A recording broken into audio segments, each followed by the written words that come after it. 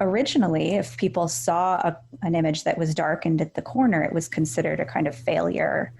But it was later picked up as a way to make photographs look more artistic, to make them seem more like paintings or drawings.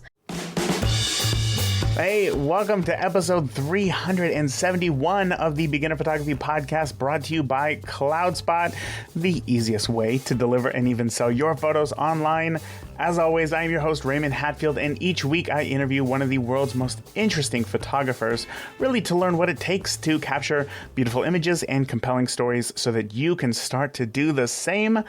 Today, we have an episode from the BPP Vault. So, after years of interviewing world-class photographers, we've built up a rich library of photo tips and tricks that guests have shared to help you get better at capturing amazing images. Now, with new listeners finding the show every day, these rewind interviews allow those new listeners to discover the gold nuggets of photo information from the past and allow longtime listeners to revisit interviews and hear them with fresh ears and more hands-on experience in photography to draw from. So in today's interview, we are chatting with art history lecturer Kim Beil about the history of popular American photography. So many new photographers don't know this, but Kodak, the film and camera company, used to produce a little book like every year or so called How to Take Good Pictures. And they would kind of walk you through how a camera works, how exposure works, how to control it, subject matter, lighting, kind of everything related to popular photography in a really concise, easy to read booklet. Now, I think that they started doing this in like the 1930s and then went all the way until the late 90s. So Kim, as an art history lecturer, was inspired by these Kodak booklets and created her own book called Good Pictures. And it is all about the history of popular photography that was kind of showcased in these Kodak booklets here. And it is such a great read just about the history and fascinating techniques that photographers used and were frankly forced to use in those early days of photography. So today we talk about some of the history of photography and how we got to where we are today. So check out Kim's book by searching for Good Pictures on Amazon, or there's a link in the show notes, of course, for you to grab it yourself. With that, let's go ahead and get on into today's interview with Kim Beil. I know that today you teach art history at Stanford, but before you got here, when did your love of photography start? Started really when I was just 10 or 12 years old. My parents gave me a 35 millimeter camera, and I loved running film through it. So especially taking portraits of my family and my friends.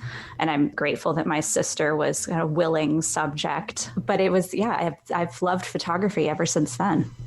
So with that first camera, was that was like a full manual camera? Was it like a point and shoot? What do you remember what it was? Yeah, I think it was a Nikon FM, and it's still like one of my favorite cameras to use. It just feels like the manual focus really allows you to lock right in on it. And I love the feeling of the world coming into focus. So you could see it. You can really see it through the manual lenses. But after that, I went to undergrad for comparative literature at Brown. And at the same time, I was really lucky to get to take some photo courses at the Rhode Island School of Design. So that's where my hobby in photography, well, it was still a hobby then, but at least then I got to take some formal training. Right. So when you first had the Nikon FM and you were first given it as a child, essentially, this is like a full manual camera. This is not something that you just point and shoot, essentially. What were some of the challenges that you faced when it came to trying to expose an image on film? Well, the camera store that sold these cameras actually had a training class that my dad took me to. And I remember it was in an old hotel conference room, and it was me and a bunch of probably like middle-aged men and my dad. And they taught us a lot about the controls. And so right away, I mean, I knew about aperture and f-stops, but I don't know if I knew exactly how they worked. So one of the things was probably trying to recreate the effects that I saw in pictures in handbooks. And I remember being sort of confused about how you get that nice blurry background and sometimes achieving it and then sometimes not. But of course, I wasn't taking a record of I didn't have a shot list, so I didn't know what my aperture was. But I think that was probably the thing I was after originally. Getting that out of focus background? Yeah, isn't that funny? Yeah, still today, that's like the number one thing requested by new photographers is how do I get my backgrounds to get out of focus and look beautiful? Yeah. That's too funny. So were you taking any sort of film notes or anything like that to do any sort of reflection after you got your images back? No, I didn't do any of that until my classes at RISD. And that really started in the darkroom, especially with making prints. So I started to understand like how you can change time and aperture to change the quality of the print. And then you work backwards. And I started doing that to achieve a better negative that's easier to print. Oh, okay. I see. Do you remember maybe a time where you had some sort of aha moment where everything just kind of sort of came together and going forward from that point, the technical side of photography just seemed to make more sense to you? Wouldn't that be lovely? Yes. You know what? I don't think I have an aha moment. I think I'm still very much an amateur photographer, even if I'm a professional observer of photography.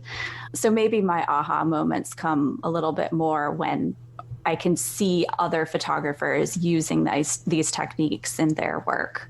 So that doesn't come probably until grad school. Okay, I see. So tell me more about kind of that transition for you, because you said that you went to school or I'm sorry if I got this wrong, but you said that you went to grad school for literature. Is that correct? I went to undergrad for literature Yeah, and surprisingly, I didn't take any art history courses. I just took my photo practice classes, which were, incredibly rich and full of photographic examples. I was lucky to study with Stephen Smith, who's a wonderful photographer and photo bookmaker. But then I went on and did like a postgraduate degree in photojournalism at Brooks in California. And while I was doing that is when I started sort of drifting away from making my own pictures and becoming more interested in the history of photography. And so I started interning at a museum in Santa Barbara. And so that's the transition from undergrad making pictures to grad school studying the history of photography. Why do you think it was that you were so captivated by the history of art and photography? Yeah, it took me a little while to come to that, but I think I love that it encompasses so many different histories. It's not just a history of a few battles or key technological innovations. It's really about how people interact with the medium, but also about how people interact with the world. So it's a really broad history and deep. You get to experience different people's lives. It's a medium for understanding people and for understanding how they look at the world and each other. Oh, I love that. That is such a good, that's a good quote. I got to tell Jim to write that down for me.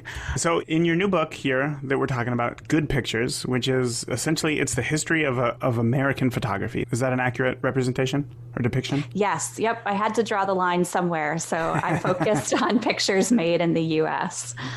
Perfect. So there is a little blurb on the back of the book that says that the rules for good pictures are always shifting. Now, I'm assuming that we're talking about the technical standpoint. Is that correct? Yeah, they could be technical rules, but they're also rules for content, like what things are you allowed to take pictures of? And as Pierre Bourdieu would say, like what is photographable? So it's a rule for content, but it could also be composition or lighting. So they're, in photography, the technical rules kind of overlap with the aesthetic rules. Mm-hmm, mm-hmm. So then let's talk a little bit more about how you saw the rules for good pictures shifting and what kind of some of the main overall arching themes have been since the beginning of photography. Yeah, it's interesting because as I was just saying, I think I felt those rules and I didn't question them for much of my experience in making pictures. So I wanted to recreate that blurry background. I wanted to make pictures like the pictures that I saw.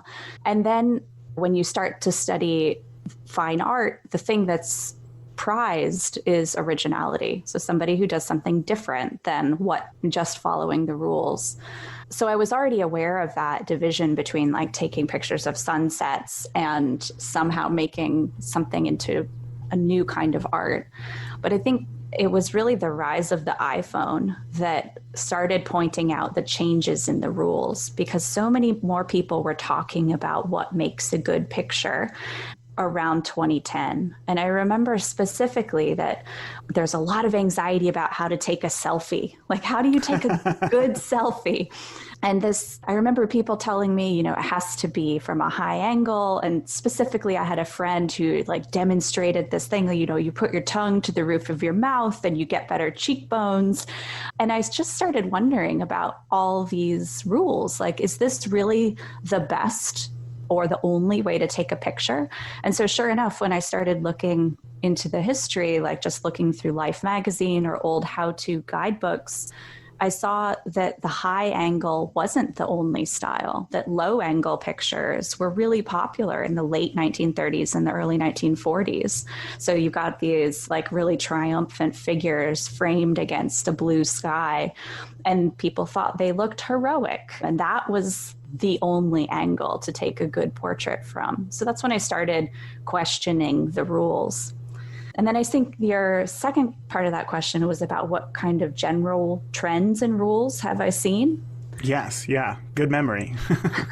So I think probably composition is one of the areas that seems most dogmatic. We've got the rule of thirds, which interestingly was invented not by a photographer, but by Joshua Reynolds, the first president of the Royal Academy in London. So he was teaching painters how to organize their compositions. But I think photographers have really picked up on that rule and they take it pretty seriously. So I'd say, yeah, compositional rules, and they're not always the same, but the rule of thirds, I'd say, is probably the most dominant rule that I've seen. Right. It's pretty easy to understand. You can explain to a child the tic-tac-toe board overlay of a photo and try to put your subject within those intersecting lines, where it's harder to do something like, the golden rule or something like that to fully understand. But let's talk a little bit more about that. Really the early days of photography. And it was really, photography was kind of scoffed at, wasn't it? Can you talk about the relationship between photography and painters? Oh, yeah, you're right. It was considered a challenge to the medium of painting originally, mostly because, and you're saying it was scoffed at, and that's because it wasn't considered imaginative, that it was simply technical and that the image was recorded by this machine and it didn't come out of any kind of learning or imagination on the part of the artist. And I'd say that way of thinking about photography was present all the way through the 19th century. And there were certainly some people who rejected it and tried to prove it wrong, but it was pretty widely agreed that a true artist had to be someone who makes an image from their own hand. And then, let's see, where should we go from there?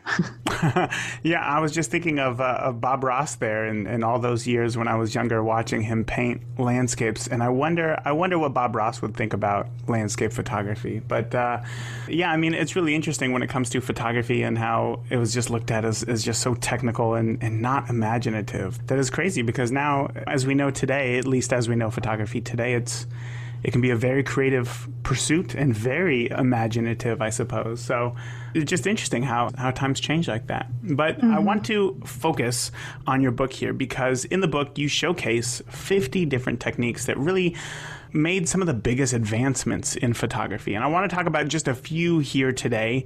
And the first one, which honestly, when I was reading the book, like I had to stop and think about it for a second. The first one that I want to talk about is the vignette. Now today, I mean, just a simple slider in Lightroom can give you a beautiful vignette with no effort and a lot of control. But originally, I mean, this is a physical recording onto the film of a technique, I guess. So can you talk a bit about what a vignette is, where it came from, and then just the reaction to this brand new photographic technique? Yeah. So I think one of the interesting things about where these techniques come from is sometimes they start out as accidents or failures within the technical process. So the vignette is actually the result of using a lens that's too small to illuminate the full image area. So I'm not saying negative because these weren't film negatives that were being used. Sometimes it was a metal plate or eventually a glass negative. But if you use a lens that doesn't allow enough light into your camera, you get these darkened corners because, of course, all images are round. They come in the lens, and some of it is a round lens, and some of it's cropped off at the corners. So originally, if people saw an image that was darkened at the corner, it was considered a kind of failure. But it was later picked up as a way to make photographs look more artistic, to make them seem more like paintings or drawings. And so a couple different techniques were developed to create the vignetting effect, even when you're using an appropriately sized lens. So one of the ways to do that would be to create a little frame that you could hold in front of the lens, and you would move it around to make those softened edges. And that would make your picture look a little bit more like a hand-drawn portrait bust, which was also popular at the time. So earlier you were talking about the way that photography was scoffed at by painters. And this was a response on the part of the photographic establishment to make the medium seem more like the established painting trends. That's so crazy. I love it. Just a way for photographers to kind of legitimize what it is that they're doing, because now they are using something with their imagination and they're being able to create something.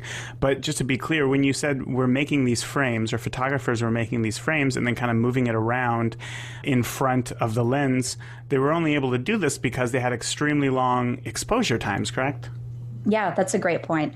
So an exposure time of 30 seconds to a minute was not uncommon, especially if you're working indoors, and especially if you're working during the winter when the light is not as powerful. So you have enough time to put this little frame in front of the lens, move it around, and get an exposure that looks more like a portrait painting than a photo. And today it's one of those rules that you don't want to go under 1/60th of a second, such a small fraction of a second. And here we are. I mean, I don't know what the math is, but 30 full seconds compared to a 60th of a second is just insane to see how far we've come in photography. So this is why I think when I was reading it, thinking about the photography, the history of photography, and kind of where it came from, are things that I never really had an interest in, I suppose. I just knew how today, I know how to take a photo. I know that my couples like my photos, and that's about it. But I think understanding where that vignette came from and the physical moving of a frame in front of the lens to be able to create something like this is so almost barbaric. But now it's something that I don't take for granted, I suppose, just that one little slider there in Lightroom. Mm-hmm. But something that isn't... I'm sorry, go ahead. Oh, I love that Lightroom and Photoshop have preserved those historic terms. Mm-hmm. So a lot of the tools or the icons that we see in digital processing actually come from the analog or wet darkroom. So dodging and burning. Yeah, exactly. Yeah. Can you explain what those two things are for those who are unaware? Sure. So even though you can take a photo in, 1/60th of a second, often you want to develop a print in the darkroom using a longer period of time so that you have time to get in there and manually manipulate the light. So if you have an area of an image that's your negative is too thin, it allows too much light through too quickly onto the developing paper, you can put your hand in and kind of block the light while you allow the rest of the image to be exposed. So you see the fist is the icon for dodging, I believe, in Photoshop and Lightroom. Mm-hmm. So that's a way of blocking the light from this one area. Physically with your hand, just no light right there, and that's gonna change the look of my image. That's right. That's wild. That's something that you don't get today in digital photography. But you're right, it is cool that it was preserved, I suppose. Do you think that that's just simply to make the transition easier from the switch from film to digital? Yeah, I think it was. Actually, before I went back to grad school, and even when I was studying photojournalism, it was the beginning of the digital revolution, and people were really reluctant. I mean, in museums and established photographers. I mean, there were definitely ways in which early digital work fell short of the qualities of analog photography. There wasn't as much detail. The colors weren't what we were expecting. And so I think that these tools and the carryover of certain terms, you're absolutely right, were meant to make the transition easier.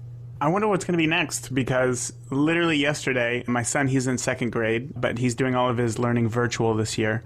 And in one of his little online tutorials, it showed him how to save a document, and it's just a picture of a floppy disk. And he literally asked me, he said, "What is that?"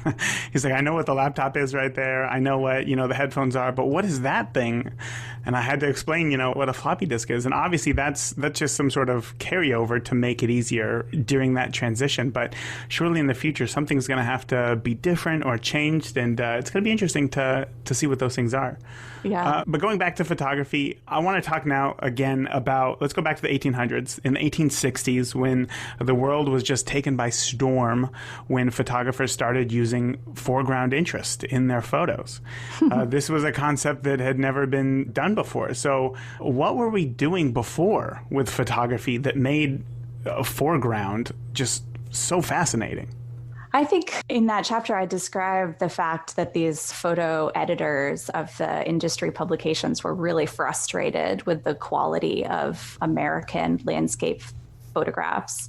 And I think it wasn't that they were avoiding foreground interest, but that they were focusing on other things. So they were concentrating on getting a perfect exposure and avoiding the darkening of the corners. And so there were so many ways in which photographs could be failures at this point. They could be slightly out of focus. Your developing times could be wrong. Things could move in the frame. And so they were so concentrated on all these other issues that composition was not at the forefront of their minds. And I think there's a second reason for that too. And that's that people who picked up photography in the 1840s, 50s, and 60s, that's really just the first 3 decades of its life as a publicly accessible medium.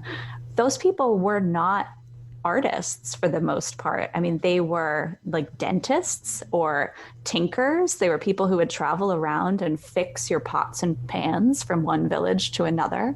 They were sometimes experimenters, scientists, entrepreneurs, but not very many of them started out as landscape painters. And so people really hadn't had a lot of exposure to what foreground interest is and what use it would even have in a picture. So that this is like the development of a kind of aesthetic training that finally comes to photography. I see. Interesting. So it wasn't, I always, I guess, just assumed that some of the first photographers were maybe failed painters or even experienced painters who just couldn't be out in nature long enough to capture the painting. So it was almost like a form of documentation so that they could go back and possibly replicate it later. But hearing this, that really changes things, that it was really just those interested kind of in trying something new, and then the art came after the fact. Is that pretty fair to say? Yeah, I think that's right. And there were certainly technical limitations in the beginning, too, that made it impossible to take pictures outside. So landscape photography was really only becoming possible at this time, again, because of the long exposure times, but also because of the unwieldiness of the camera. It's this giant wooden box that has to be on a tripod, again, a giant wooden tripod. You have glass or metal plates, some which have to be prepared in the field. So you have to pour your light sensitive chemicals over the plate while you're out in the field. So that means you have to bring multiple chemicals in their glass bottles in a tent, like a portable dark room. And then you have to put this sticky plate inside your camera while you're out there. So it's not something that a painter would use to save him any effort. It's like a big undertaking. So when did that change? When did landscape photography become more predominant? Was it after we moved away from glass and metal plates? The glass and metal plates were still used throughout the 1880s. And I'd say, yes, there were a lot more landscape photographers working in the 1860s, as you mentioned. But in the early 1880s, we have the production of dry plates. So those were pre-prepared plates that you could buy from a manufacturer. And I think that's when amateurs were more able to take their cameras out into the field. I see. So this brings me to my next question, which is just simply that, well, this part isn't the question, but we can't talk about the history of photography and not talk about one of the biggest camera manufacturers or photographic manufacturers, which is just Kodak. So can you talk about maybe what is it that Kodak did that made such a big impact in the photography community and even the world? Oh, yeah.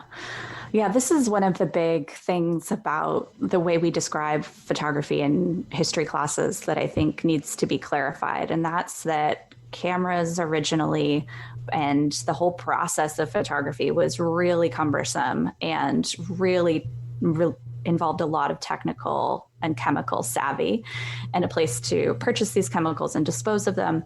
And so Kodak's major innovation was their development of the photo finishing process. So you would buy your camera loaded with film from Kodak, and then you could send that whole thing back to Kodak, and they would develop the film and make the prints for you. So before that, you had to do all that work and be set up to do all that work at home on your own. And so that's the major innovation. So the Kodak #1 camera was invented in 1888. And that, I think, marks the beginning of photography becoming much more readily accessible and becoming really a democratic medium, the way it's described today. Oh, okay. But there was actually quite a bit of pushback against Kodak as well from other established photographers. Is that correct? Yeah, so I think photographers like Alfred Stieglitz at the turn of the century, they thought that the pictures that were being made by Kodak photographers, these amateurs, were not art. And they were concerned that they were dragging down the possibility of the medium's success. So that's this period where the photographers start kind of going back to the more labor-intensive processes and rejecting the ease of the photo finishing industry. So if anybody is frustrated with the market expanding so quickly, it would be those folks who were arguing for photography to become like a kind of elite and artistic medium. Which sounds eerily similar to when the transition to digital was made with the argument from film photographers, right? Yeah, you are absolutely right. So even 120 some odd years before the invention of digital photography, photographers were still arguing about the exact same thing. So this is good to know. This is good to know. That's right. Just wait; it'll get better. It always gets better. It's just I don't know. People are so scared of change, I suppose. I guess that's it.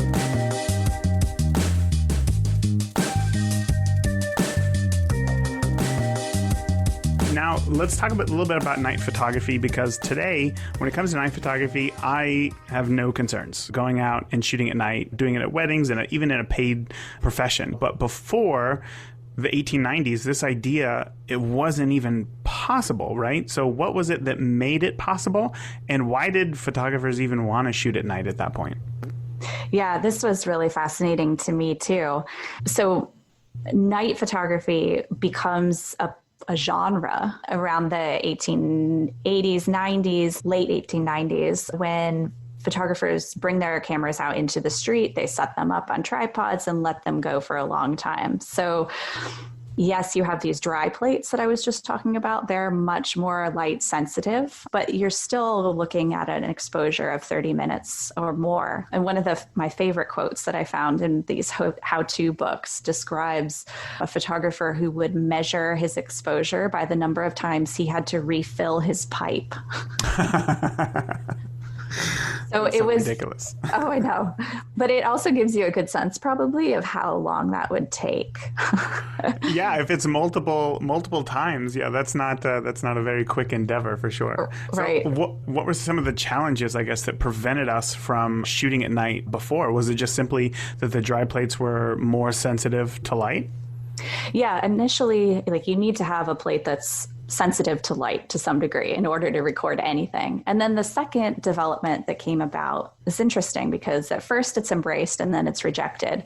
And that's the creation of these anti-halation plates. So halation is this kind of halo effect that you get around a light that's shining directly into the lens. So it's extra bright around the center of this overexposed light. So photographers were cautioned initially by these how-to guides to cover up the lights. So you get lots of pictures where there's like a street light, but it's hiding behind a tree, or there's a person posed perfectly to block the light. So you get a silhouette and that light glowing behind them. But then when the anti-halation plates were invented, photographers started to think, well, actually, these don't look like night photographs. It doesn't look like my experience of seeing at night. And so people started to kind of backtrack and add back in some of that halation to give you a more kind of pictorial effect, the sense of being out at night and seeing the atmosphere carry the light away from whatever light source you're looking at. Oh, isn't that too funny? We always want what it is that we can't have, I suppose. Like we get this new thing. My wife brings this up all the time with the growth of phones. It's like phones keep getting bigger and bigger and bigger and bigger. And then I was like, you know what? I'm going to go back to like the tiny iPhone SE. It's just small. It fits in my hands. And she's like, what? Like we spent all this time getting bigger and bigger and bigger. Now you just want to go back to the smallest one. It sounds very similar. And that must just be like a human trait, I suppose. I don't know. It's interesting. But when I was reading this chapter on night photography, I found it really interesting, and I don't know if maybe I'm looking too deep into this or whatnot, but you mentioned that a lot of the times the photographers would rather shoot either in wet or rainy conditions or even snow just because of the added amount of light. And when I think about being out at night in those conditions, there is typically I don't know if it's humidity or I don't know what it is, but there's some sort of atmosphere that is more than maybe a summer night or something like that. And I think that the halation kind of lends itself to that. Do you think that may have any part of it, or am I just crazy? Oh, yeah. I think you're right that having some moisture in the atmosphere creates more illumination. And so instead of just an expanse of darkness, you get areas of varied gradation throughout the image. And I'm sure that they were looking for that too. Cool. I'm glad that I'm not absolutely just bonkers on some of my thoughts here. That right helps me out. So shortly after night photography, there's kind of a period between the 1900s and then into like the 1950s or so, where really we're kind of experimenting with a lot of things, but photographers are still kind of generally keeping to a lot of the same rules as before. But then during the late 50s and 60s, we see this huge swing from seeking perfection to now using our limitations and previously kind of standardized rules of photography and intentionally breaking them for artistic effect. Can you tell me what it was that caused this major shift? And I don't know, maybe give me an example of one such rule that became popular to break? Yeah. Yeah, you've described that perfectly. There was always interest in reappropriating some of these failures, but I noticed that picked up in frequency in the 50s. And I think it's because we reject recent technological advancements. So we want to introduce some of those failures, but only when it's absolutely clear that we're not failing ourselves. So I think one of my favorite ones is motion blur. So blur had been a problem in photography since the 19th century when, we're talking about these really long exposure times. So you get any kind of movement in the image and it's going to result in blur. So in the late 1930s, a scientist at MIT named Harold Edgerton had pioneered this technology of making an electronic stroboscope, which is just what we think of as an electronic flash today. Such a long name. Yeah. So it was much better than the old magnesium flashes because it wasn't fire and because it could be timed to the shutter on the camera electronically. So with Edgerton's discovery and his popularization of making flash photos like this in the late 1930s, that technology is adapted during World War II. And after World War II, it becomes accessible on the consumer market. So everybody has access to electronic flashes after World War II. So I think as soon as that happened, people then started reintroducing motion blur into their pictures because they got tired of seeing like pictures of kids jumping and balls being thrown in the air. And instead, they started deliberately blurring their pictures. And that it wasn't just that they allowed those objects to appear blurry, but that they would pan the camera with the moving object. So you went to film school, you know this technique. If you open up or if you slow down the shutter speed and you move the camera at the same, you pan it at exactly the same speed as the moving subject, the background blurs while the moving thing stays apparently still. Mm-hmm. And so that was a really exciting technique for photographers in the 1950s and 1960s. Yeah, I gotta say, in recent years, motion blur has become one of my favorite things as well. And I actually didn't know that little fact there about, you said it's Edgerton, correct? Yes. About creating this electronic flash, as this is something that today I use at every single wedding. When you're shooting the reception, you know, you want that fun party atmosphere and lots of motion and people have usually had a few drinks, so it's kind of blurry and fuzzy. But when you use that flash and the duration of the flash is so short that you can freeze whatever your subject is while still getting the background with that beautiful blur and maybe some colors, there's nothing better. And now I know that I have Edgerton to thank for that exact thing that I use every single day in my weddings. So thank you for sharing that. Mm-hmm. I'm guessing Edgerton is no longer alive. Is that correct? That's right. Okay, but that's a shame. There's a great selection of his images available online, though. I'm going to check that out. I was going to send him an email, but it sounds like it's not going to go anywhere. So I'm going to have to look at those. So next, I want to talk about candids. Candids are something that many photographers today are actively sought after for. But in the beginning, when I guess cameras got smaller and people were able to take candid images, they were widely criticized in the beginning. Why was the photography community so adverse to candid images? Well, I think there was concern about privacy, that these cameras, the small 35 millimeter cameras, were described as miniature cameras. They were also called detective cameras. And so that gives you a sense of like just what people thought these cameras were being used for.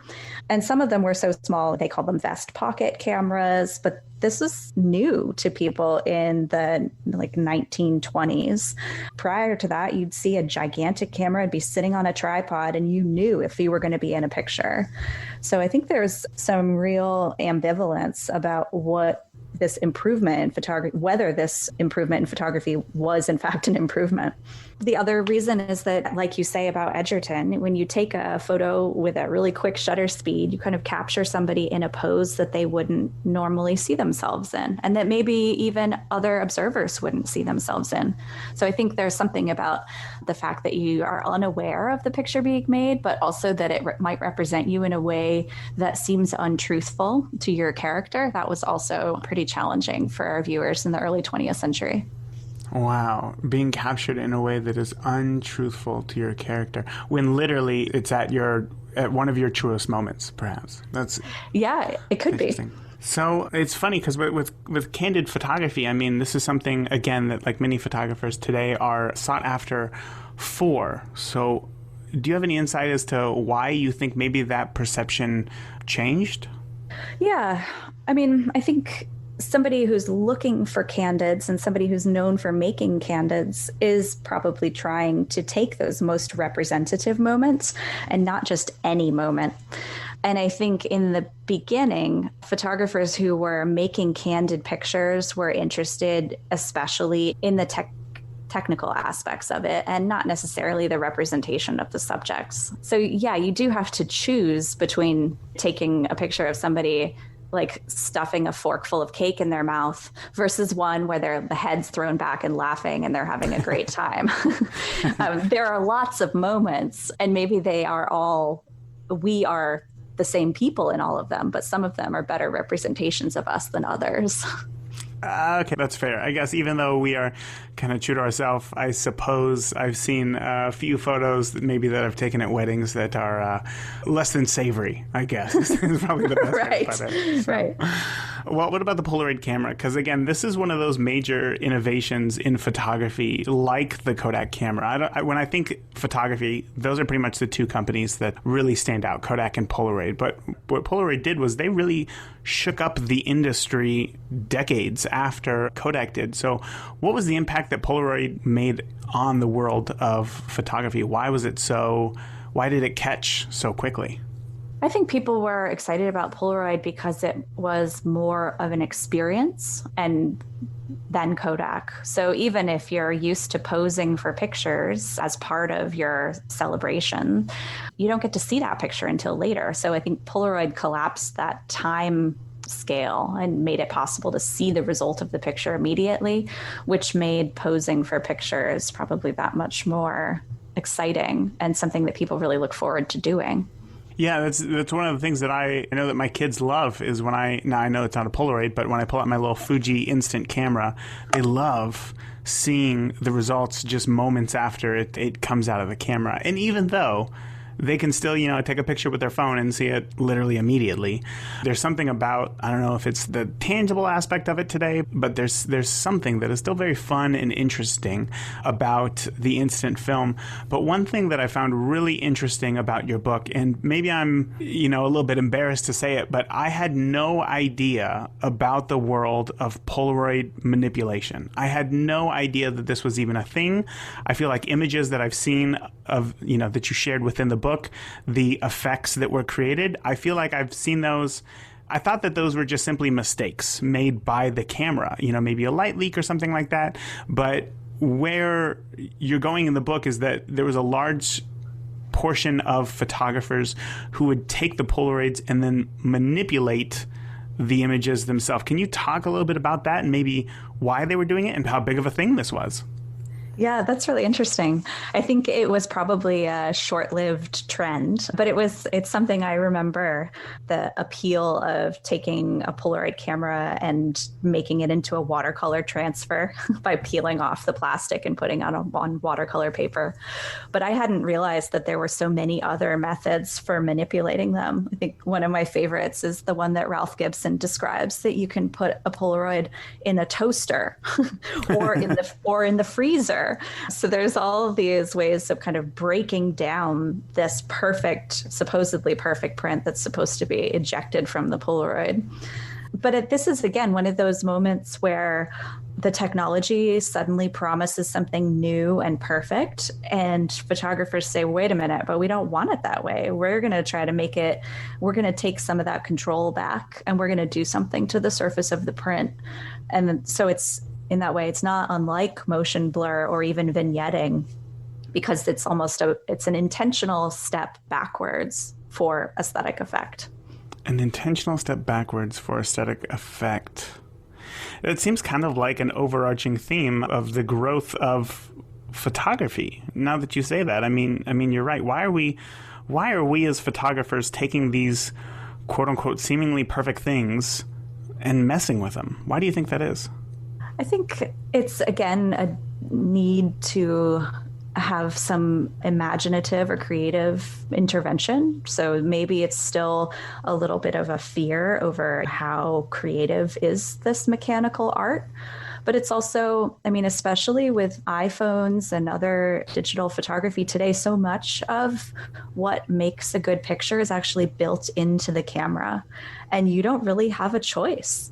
And I think that this is a place where you can exert some control and have some creative license. And so, it's really only an accident or a failure if we call it that. Otherwise, we could describe it as it's another tool, but what makes it wrong or right is only just a definition. Wow. I've never thought of photography that way.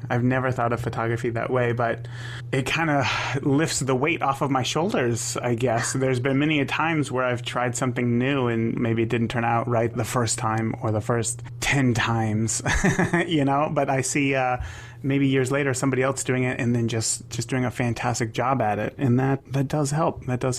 One thing I wanted to say, though, about the whole Polaroid thing is after I read that little chapter about Polaroid manipulation, I actually had to Google it because I was so unaware of what exactly was being manipulated and how it was being manipulated, I suppose.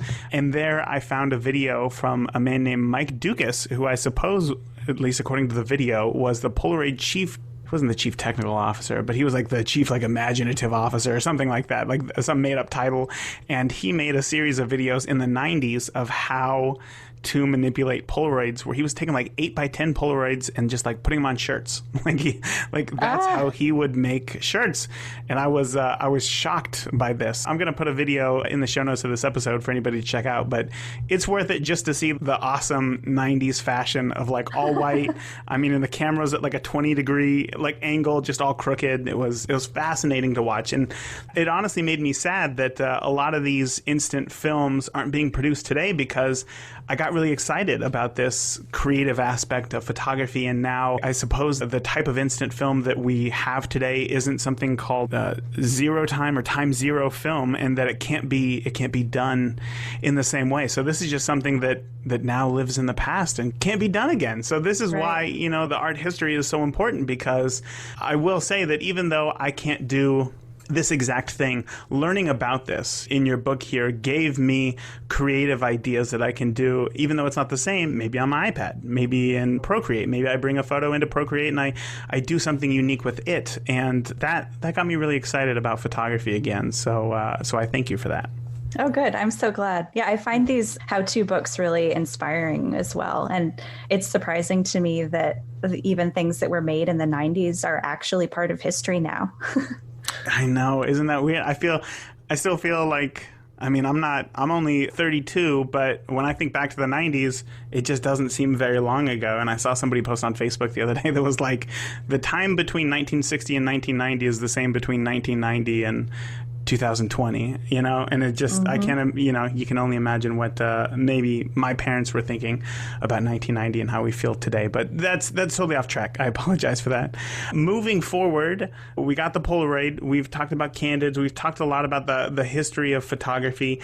But now I want to switch gears and see, having seen the history of photography and why we kind of choose to design the elements that we did, where do you think photography is going from here? Man, that's really interesting. I am not good at predicting the future. If 2020 has taught me anything, it's that. But I think virtual reality is still really exciting. Also augmented reality. So what kinds of objects can we put in our spaces, and how do those images interact in different ways? Already, with Zoom calls and even Instagram stories, it feels as if other people are sharing space with us, even when we're distant today. But I think that photography can or should take more of an active role in that space. We need to think about how we project ourselves into the world, even if our interaction with that world is kind of limited in the time of COVID-19.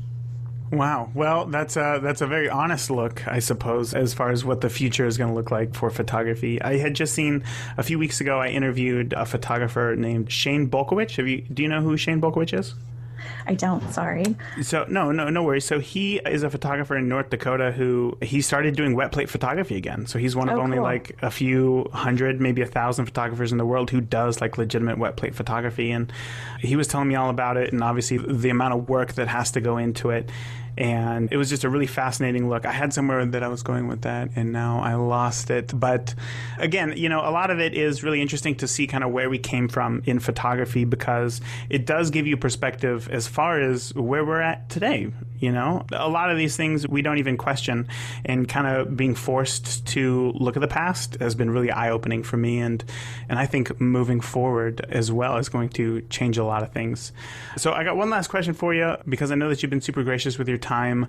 As far as all of the trends that you have seen in photography, right? From how we got to the daguerreotype to here we are today, being able to instantly take a photo of a major world event and it being seen around the world within minutes.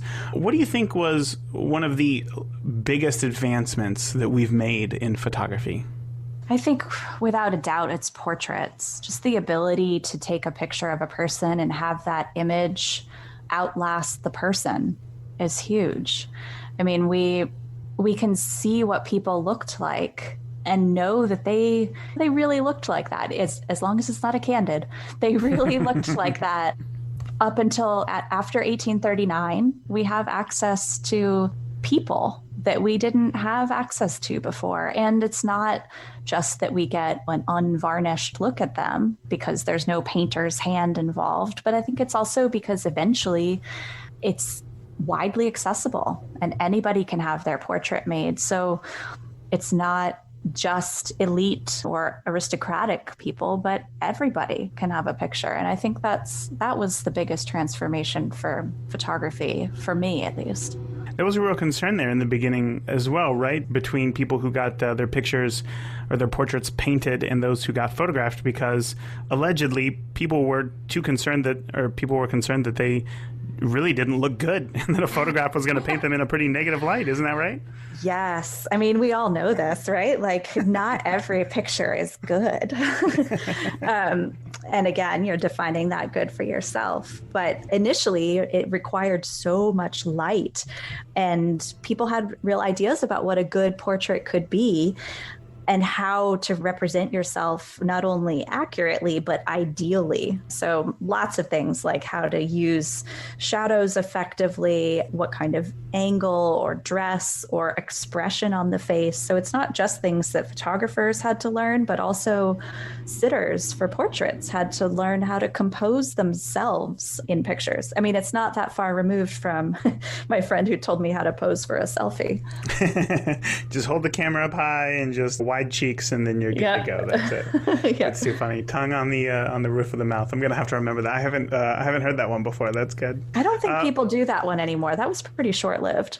Okay, well that would make sense. I feel like that's something, I've heard the smile with the eyes, and I've heard the all those sorts of things, but that one I hadn't. That's new to me. But Kim, again, I want to say thank you for coming on and sharing just your wealth of knowledge when it comes to the world of photography and the history behind it, and forcing us to take an honest look at where we're at today so that we can move forward, maybe with a little bit more education and a little bit more, poise, I guess. So I want to say thank you very much. And I want to invite you to kind of share with the listeners where they can find you online and find your book, Good Pictures, as well. Yeah, well, thank you, Raymond. This has been a really pleasant conversation. You've been a great reader of this book, and I appreciate it. And likewise, I'd love to talk to other people who've read the book or who see trends in contemporary photography. You can find me on Instagram at KEBEIL.